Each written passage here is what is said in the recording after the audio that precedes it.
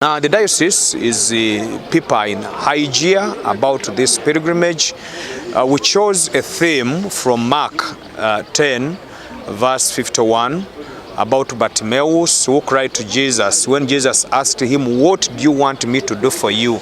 And he emphatically said, "Lord, that I may see."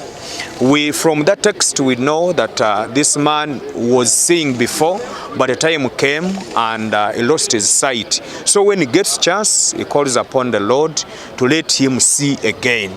So with this theme, the diocese thought that it would help the Christians to reawaken, to think again, for God to open their sight to see again from the things that they had stopped seeing, the morality among the youth, family life, where there is violence, even our country. We hope this theme will cut across different areas of our nation, where people had stopped seeing things in the right way, to come back and see them according to how Bartimaeus requested the Lord.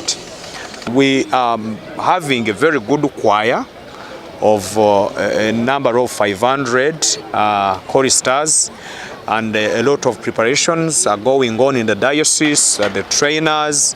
We hope we shall have a massive celebration of this year's day. One parishioner asked me, what is that special thing that Lugazi Diocese is bringing in Namugongo? We are not bringing anything special. We are bringing our hearts for renewal. So I think in case someone is looking for something special from Lugazi, it is in your heart. Let your hearts be changed.